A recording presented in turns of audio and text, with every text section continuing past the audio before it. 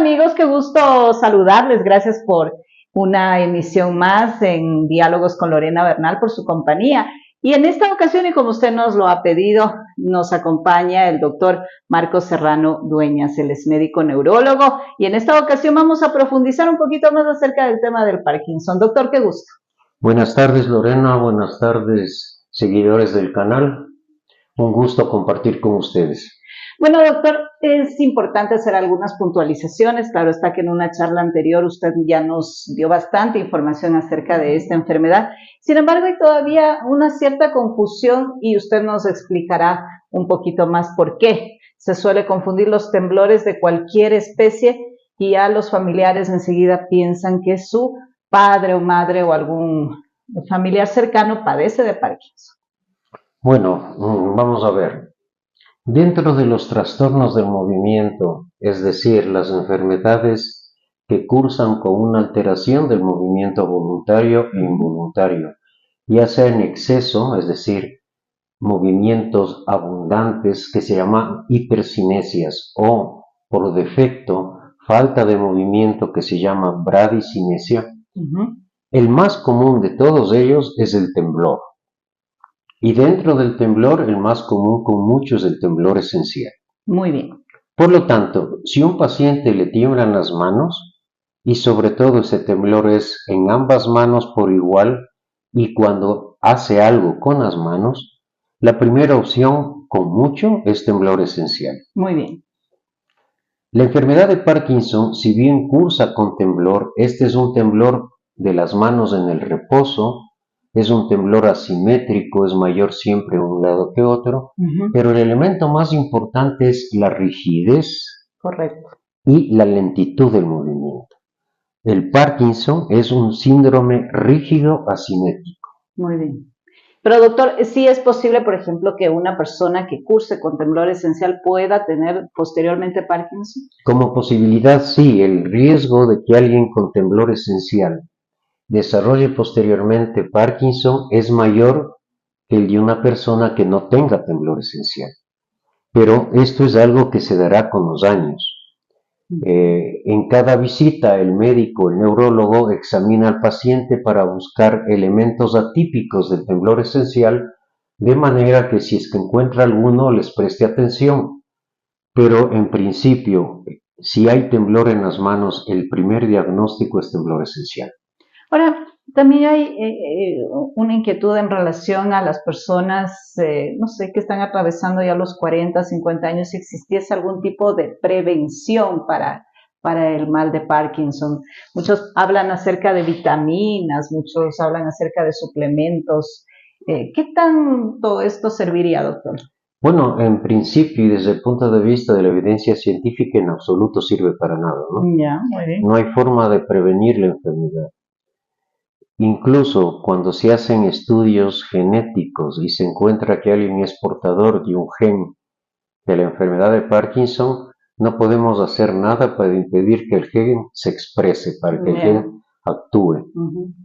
Cuando hay personas que tienen algunos síntomas que se han encontrado anteceden al trastorno motor del Parkinson y lo presentan, por ejemplo, disminución de la olfacción, depresión, estreñimiento, tampoco podemos hacer algo para evitar, si es que van a desarrollar Parkinson, que lo hagan.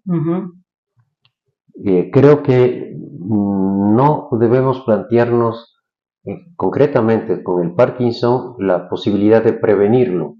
Creo que lo que debemos hacer es vivir bien, tratar de tener buena salud, porque evidentemente que si voy a desarrollar Parkinson, este será distinto en el grado de afectación si yo tengo un buen estado basal de salud, así yo tengo diabetes, hipertensión, obesidad, etc. Claro, porque también, como usted bien lo dice, puede cursar con otras enfermedades preexistentes, ¿no? El Parkinson es una enfermedad que se incrementa la posibilidad de tenerlo con edad, hasta más o menos los 75, 80 años, de ahí se estabiliza.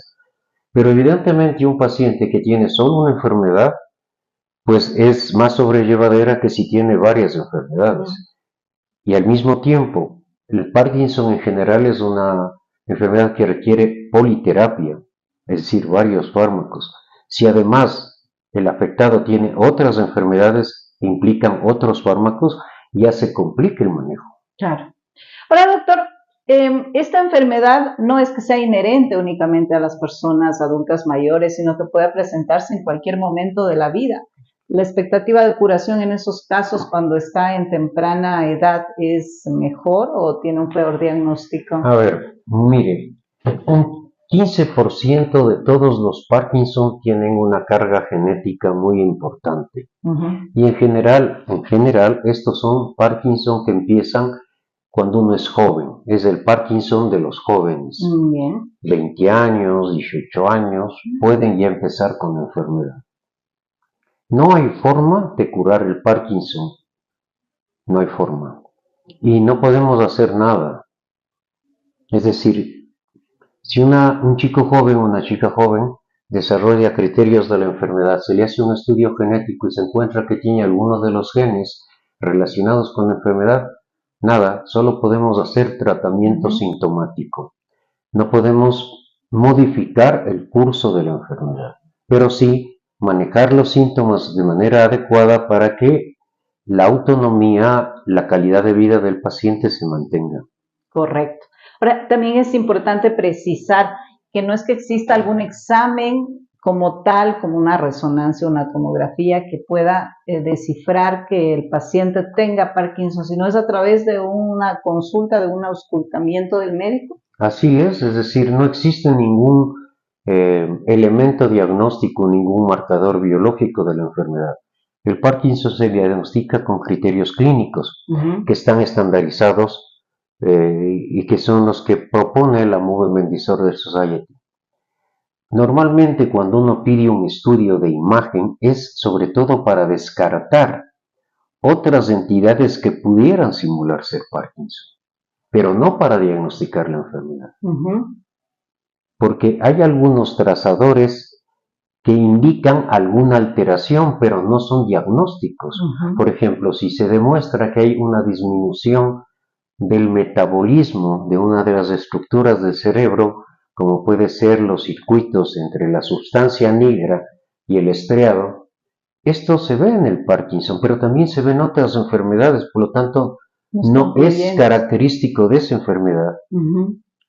Entonces, muchas veces el paciente está desesperado porque él quiere algún tipo de evidencia. Claro. Y esa evidencia no existe. Y cuando el médico, por complacerle la mayoría de veces, empieza a pedirle exámenes, lo que hace es darle al paciente la esperanza de que con este examen se va a saber o no. Y lo que sucede es que ese examen no es concluyente y el paciente queda en las mismas condiciones. Entonces es preferible una conversación franca, transparente, para que el paciente entienda que este tipo de enfermedades tienen exclusivamente un diagnóstico clínico. Muy bien. De igual forma, el tratamiento, ¿de qué depende, doctor? A ver, el tratamiento depende de la edad del paciente, bien, de la circunstancia laboral que ese momento tenga y de los recursos económicos. Lamentablemente eso también pesa, ¿no? ¿Por qué de la edad? Porque si un paciente empieza con la enfermedad a los 80 años, la expectativa vital no es grande, por lo tanto no nos preocupa las complicaciones que el tratamiento pudieran causar en un futuro. Bien. Y podemos empezar con el medicamento más potente que hay para la enfermedad. Si es que esta persona es joven y tiene la enfermedad, la expectativa vital va a ser larga y por lo tanto la enfermedad va a expresarse a lo largo de todos sus años de vida y las complicaciones de la terapia se van a observar. La circunstancia laboral, supongamos que una persona esté en un momento fundamental de su carrera, está dirigiendo una empresa, manejando una oficina, es catedrático de una facultad, él necesita en ese momento estar funcionalmente de la mejor manera. Si es que esta persona no está en ese momento vital, sino en uno en donde puede tomarse las cosas con más calma, es otra la alternativa. Depende entonces mucho. Pero esas decisiones toma el paciente. Uno le explica y el paciente toma. Y luego el costo, porque lamentablemente en el Sistema Nacional de Salud, el único fármaco que tenemos para La enfermedad de Parkinson es la levodopa, no tenemos los agonistas que hay que comprarlos y son costosos. Y la levodopa es La levodopa es el mejor Ah, medicamento, es es el más potente, pero aproximadamente a los 6-7 años de empleo causa unas fluctuaciones en la respuesta y unas complicaciones en la respuesta. Como son estas difíciles de manejar, uno prefiere utilizar otros fármacos, pero estos fármacos son los agonistas y son los que el paciente tiene que comprar. Y entonces es un tema también de índole económico. Y estos agonistas que usted dice, doctor, seguramente no es que sean muy baratos. No, no son baratos, tampoco es que sean excesivamente caros, pero el costo con este tipo de fármacos encarece el tratamiento. Estamos hablando de que hay que tener un presupuesto para ello, ¿no? Claro. Y evidentemente no todos lo tienen. Y peor cuando una persona es un jubilado. Claro. Entonces, ese es una de las grandes limitantes que tenemos en el Ecuador en el Sistema Nacional de Salud. Muy bien. Ahora, doctor Serrano, dentro del impacto, no solamente a nivel de salud del paciente, está también el impacto emocional desgastante del paciente y de su familia, sobre todo. ¿Cuáles son las recomendaciones para poder manejar mejor esta enfermedad en familia? A ver, primero, lo que usted dice es muy importante, Lorena, pero antes vale la pena aclarar una cosa. El Parkinson no es solo un trastorno motor. Bien. En el Parkinson, y tan importante como la dificultad motora, hay una serie de trastornos no motores, algunos de naturaleza neuropsiquiátrica, como puede ser desarrollar depresión, ansiedad, fatiga patológica, apatía, demencia, psicosis. O sea, todo se complica. Y disfunción autonómica, el paciente puede desarrollar hipotensión ortostática, es decir, la presión arterial le cae cuando adopta la postura de pie y esto puede hacer que caiga al suelo. Hay trastornos de estreñimiento, de falta de control de la función vesical, etc. Eso es el Parkinson, es una enfermedad completa. Ahora, evidentemente que cuando a uno le da a un paciente el diagnóstico de esta enfermedad, tiene un impacto emocional considerable. Y no solo, claro, como usted dice bien, no solo es el paciente el afectado, sino el entorno familiar. Normalmente la pareja o normalmente el hijo que hace de cuidador principal. Así es. Entonces, la forma de afrontar esto, claro, es con diálogo, con aclaraciones y cuando se hace necesario, pues derivándole al paciente o a su familia a la ayuda psicológica, eventualmente psiquiátrica y con medicación. Claro. En parte puede ayudar que conozcan sobre la enfermedad, pero que no googleen y vean o lean cualquier cosa, sino que entren a las asociaciones nacionales de enfermos, a las páginas de estas asociaciones, en donde van a encontrar información oportuna, escrita en lenguaje comprensible y con mucha claridad. Entonces van a tener una mejor idea de la enfermedad. Claro, es un panorama diferente. Claro. Ahora, y a propósito de lo que usted acaba de mencionar, doctor, efectivamente se puede encontrar a través de Internet, de los buscadores, muchísima información, pero lamentablemente no toda tiene un aval científico. Suelen generar falsas expectativas a los pacientes, a los familiares. No sé, doctor, hasta qué punto esto de las operaciones a nivel de neurocirugía sirven en realidad con este mal del Parkinson, o las posibles futuras soluciones de las que se habla ya para combatir la enfermedad. A ver, vamos a ver. La cirugía para el Parkinson tiene una clara utilidad, muy clara y con una evidencia y un respaldo muy amplio, además con una experiencia. Ya prácticamente estamos con 30 años de cirugía funcional del Parkinson.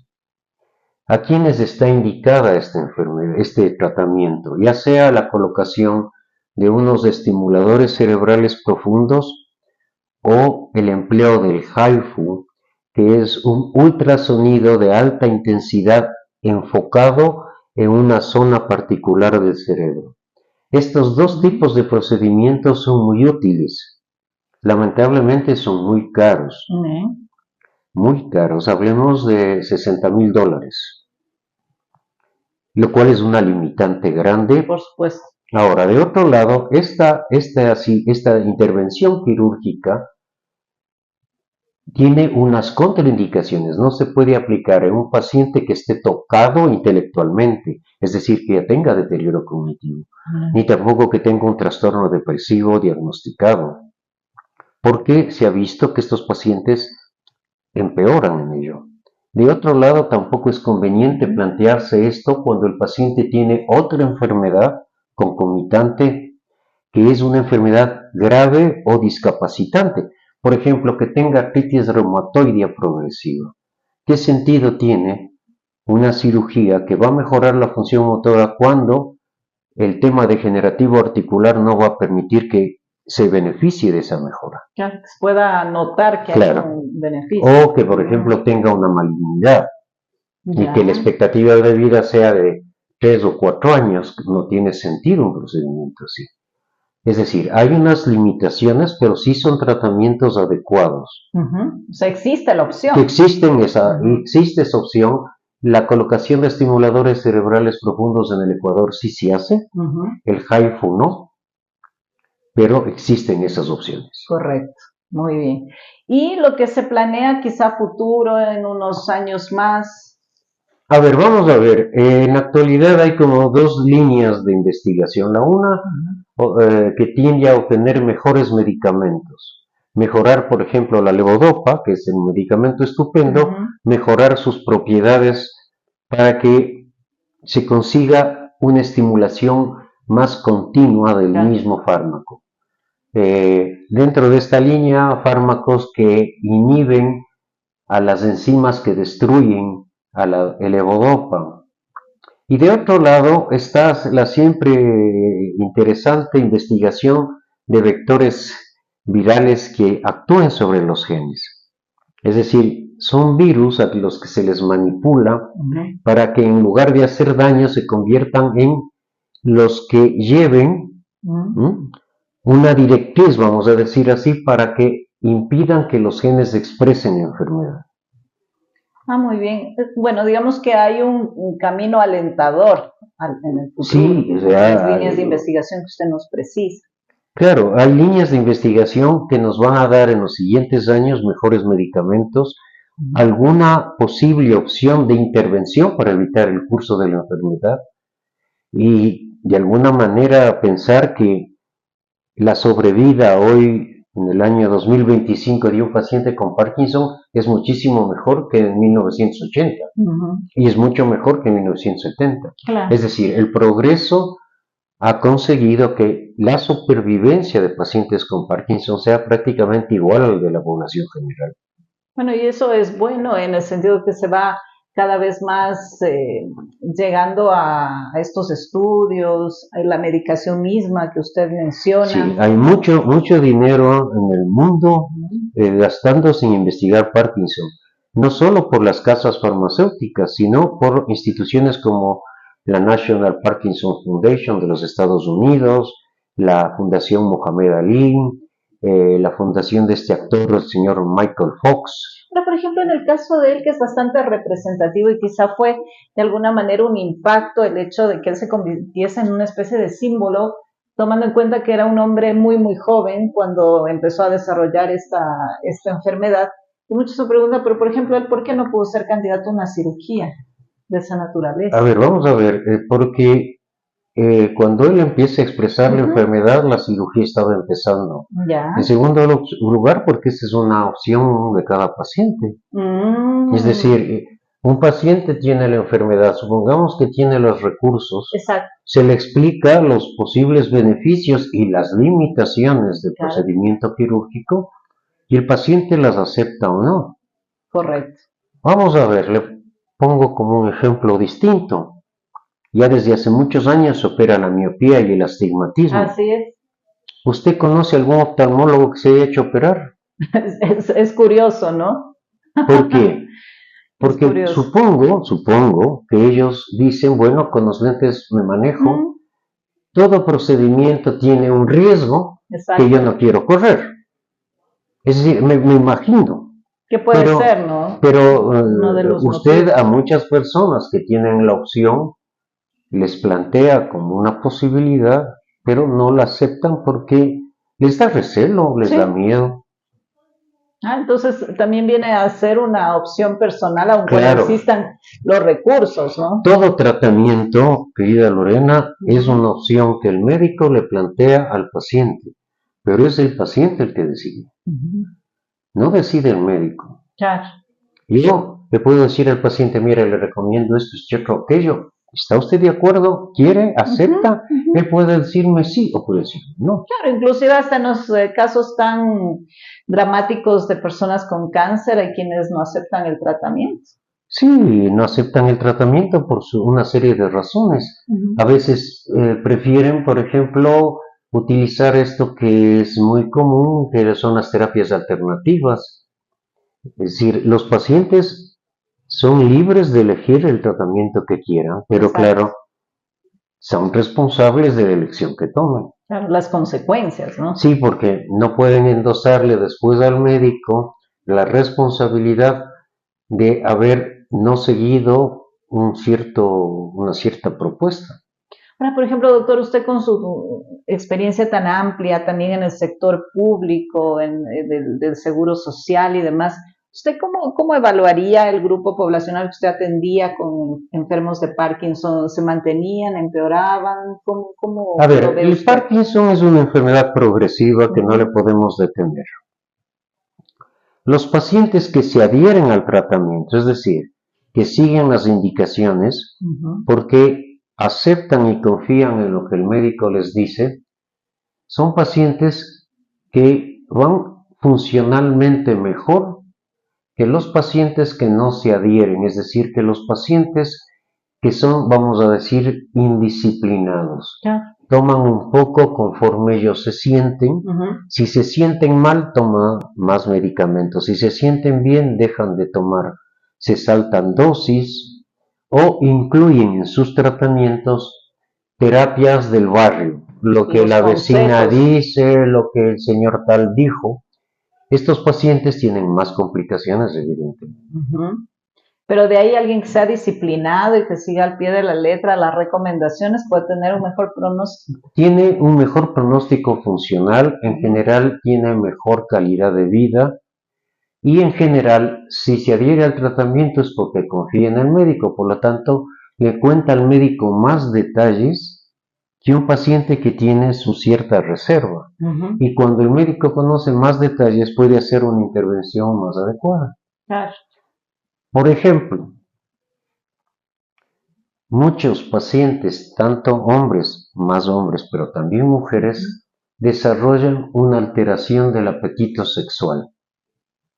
Este es un tema que en general se considera muy personal y que la generalidad de personas se avergüenzan de comunicar al médico.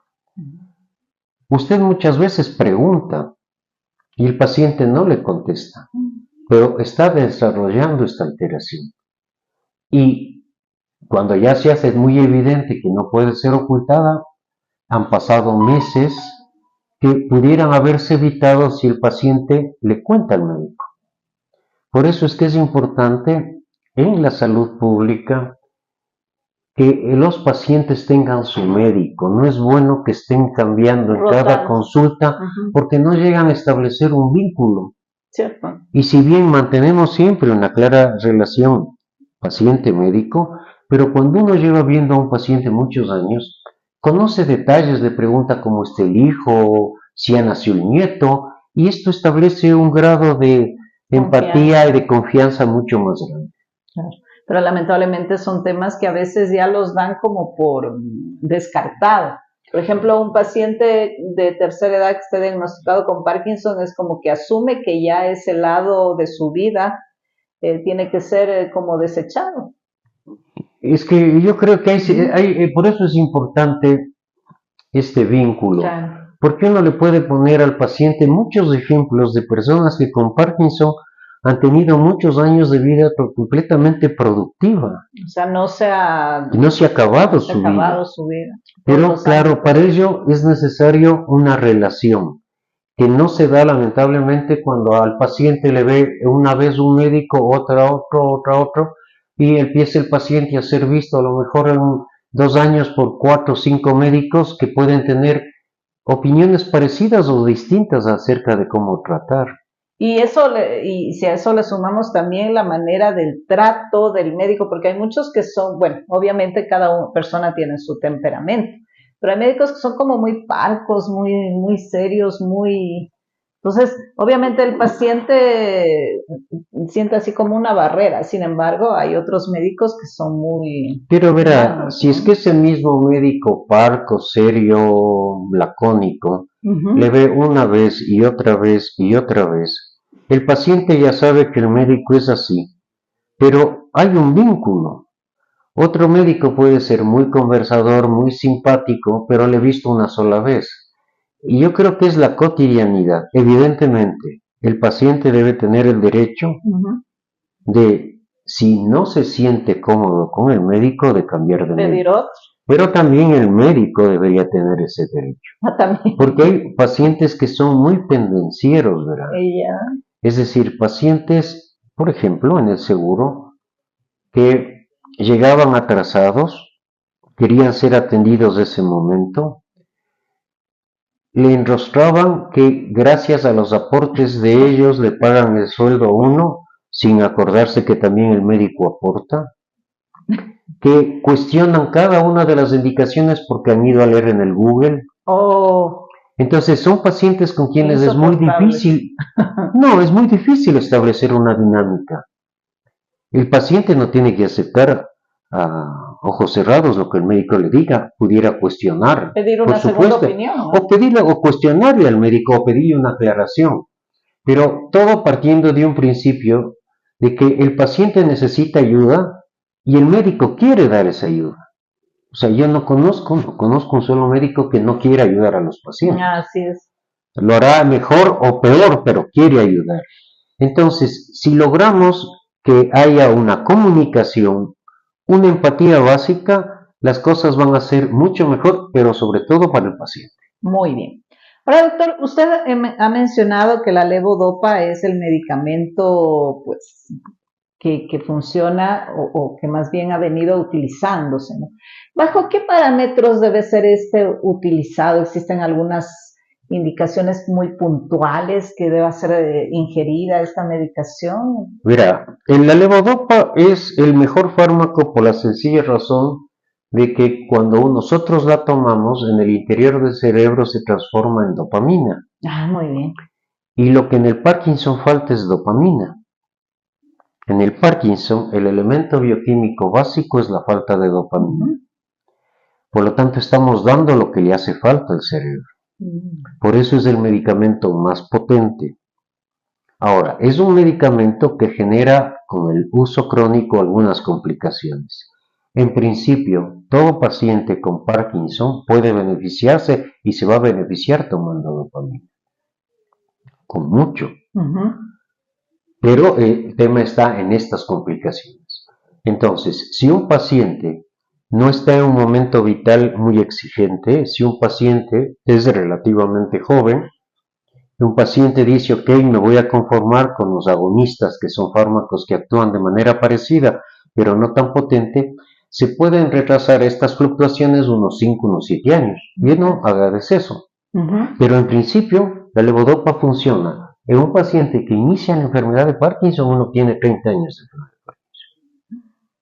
La levodopa es el medicamento, el gol estándar, el patrón de oro del medicamento. Cuando usted menciona, doctor, dopamina, ¿es un neurotransmisor? Claro. Se menciona cuando hay depresión o falta de... A ver, ¿Es el mismo? la dopamina se Ujú, produce concretamente en una parte que se llama la sustancia negra. ujú.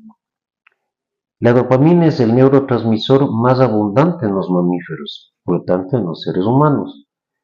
Y su función está muy vinculada con la motricidad, pero también con fenómenos cognitivos y afectivos. La dopamina se pone en movimiento cuando hay emocionalidad. La dopamina interviene en procesos de adquisición de conocimiento. Es decir, es un neurotransmisor que tiene muchas funciones. Sí, es el mismo. Ahora, quiere decir que, por ejemplo, personas que desde muy jóvenes sufren de depresión, ansiedad, podrían tener la posibilidad de desarrollar Parkinson. Bueno, eso es lo que le comentaba hace un momento, ¿no, Ujú, Lorena?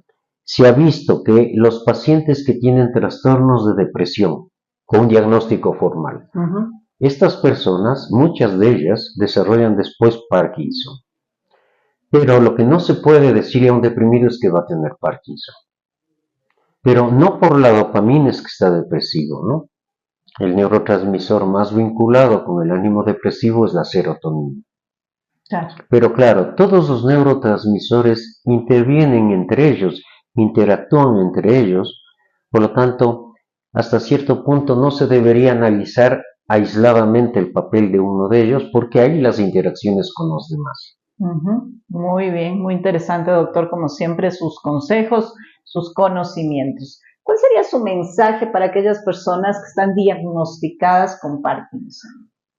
El mensaje sería que encuentren un médico que les inspire confianza, que no se dejen llevar por estas opiniones gratuitas que se dan por aquí y por allí, que es una enfermedad que con tratamiento y con voluntad le permite al enfermo seguir viviendo, ser productivo, no solo en lo económico, sino también productivo en la familia, en la vida del barrio, en la Ujú. comunidad, que tengan siempre esperanza, porque hay miles de personas investigando esta enfermedad, y que no dejen de moverse. El lema de la Movement Disorder Society es en movimiento, como esta frase antigua. El paciente que sale de la cama, que deja la cama, va Ujú. a seguir adelante. Es decir, si un paciente con Parkinson camina todos los días, hace ejercicio, hace gimnasia, la enfermedad le va a afectar en menor medida de quien se sienta derrotado en una silla. Perfecto, doctor. Muchísimas gracias por su aporte valiosísimo. ¿Dónde lo pueden ubicar, por Bueno, favor? muchas gracias, querida Lorena, por esta entrevista a los oyentes de su canal. A mí me pueden ubicar en el CEPI, que Ujú. queda en la calle Veracruz, N34 y Avenida América, o en el celular 0999-819193. Correcto. Gracias, doctor. A Será hasta una usted. próxima oportunidad. Y a ustedes, gracias por seguirnos. Ya sabe, suscríbase al canal y continuaremos con más importantes entrevistas. Gracias.